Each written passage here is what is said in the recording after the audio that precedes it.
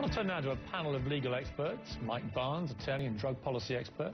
Mark Geragos, who for a time represented Michael Jackson in his molestation trial. Sean Macias, who's close to the defence team. And Dimitri Gorin, who's known lead prosecutor David Wolgren since the early days in the DA's office. Let me start with you, Dimitri Gorin. You know David Wolgren. How did he do today, do you think, in laying out his case? David did an excellent job in his opening statement. I think it was very clear. It was organized. I think the jury and the audience could easily follow along what happened here, what led to Michael Jackson's death. He's a very, very good attorney, and I'm not surprised he did such an excellent job in his opening statement today. Sean Macias, what did you think? You're close to the defence. This is one of those cases, it's going to get quite technical, one senses. What was your feeling as the day unravelled? You know, I had the same feeling as the counsel that just spoke earlier. I think that the prosecution came out, they had a wow factor, they had a lot of arts and crafts, but I think the defense counsel came out strong after lunch and definitely was discussing the factor that Michael Jackson ingested it and caused his own death. And I think it's going to be a very technical case, and hopefully that the jury won't be bored and, you know, not get wowed by these arts and crafts that the prosecution is going to put out. Defense attorney Ed Chernoff has said that the judge's refusal to allow information about Jackson's previous drug use, in his words, gutted a good deal of his defense strategy. Did he make up ground today? Is that going to be a major problem for him? I absolutely think that he made up ground today, and I think that he is going to take it, you know, as the evidence progresses, and I think that it's going to be, I think that the prosecution came out very strong today, but I think that's, it was a lot of bang and a lot of dust, but as it settles, I think the defense is going to come out a lot stronger. Dimitri Gorin, a lot of play is going to be made, clearly, of Michael Jackson's mental and physical health at the time that this happened. There was this very disturbing audio played today, which was pretty shocking to everybody, seeming to suggest that, you know, 2 months before, Michael Jackson was in a pretty zombified state when that recording was made, suggesting a big problem with these kind of drugs.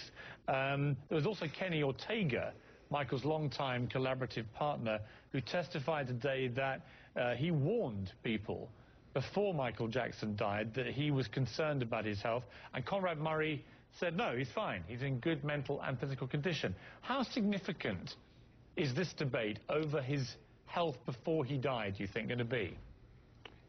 I think it's very significant. I think the prosecutor's position is going to be that Dr. Murray was unnoticed here. Dr. Murray knew he had a patient whose health was compromised, a patient who appeared to be addicted, that people close to the patient were telling Dr. Murray, look, you got to do something. And what did Dr. Murray do?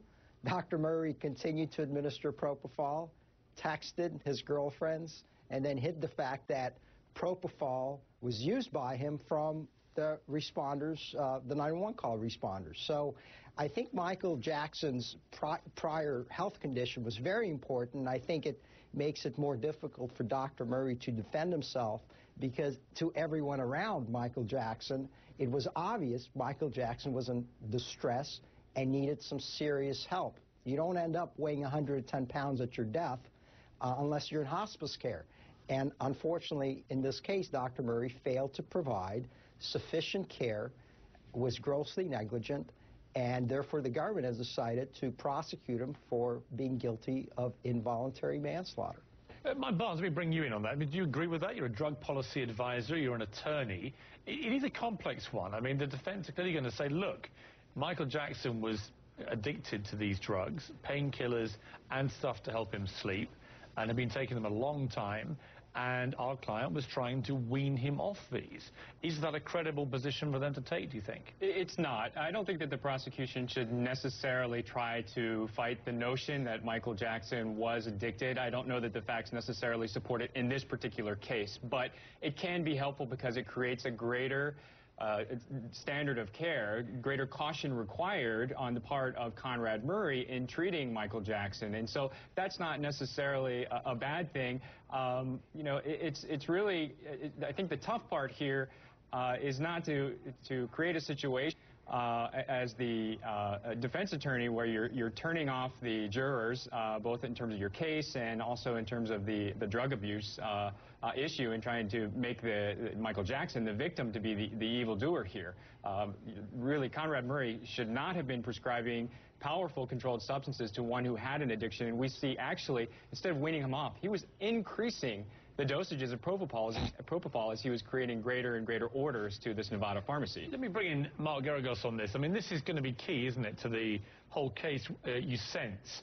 I've got an extraordinary interview with some of Conrad Murray's previous patients coming up after this break, in which, you know, they portray him as almost a saintly figure, not motivated by money, very caring.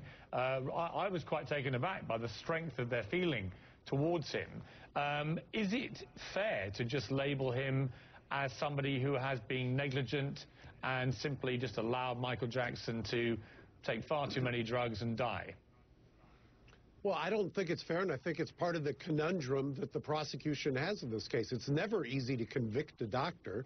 Unlike journalists or lawyers, doctors are usually well thought of. So you, first of all, have got a doctor who was not out there, at least presumably, trying to harm Michael Jackson. I don't think that the defense took the position at all that demonizing him, at least through the front door. There's kind of a roundabout way in terms of the argument that was made or the statements that were made today. But remember, there's always a lot of trouble whenever you ask jurors to convict a doctor when he's doing something that's supposedly in the course and scope of his doctorly duties, if you will. And that's exactly what you have here. I mean, remember, Elvis's doctor walked when he was prosecuted.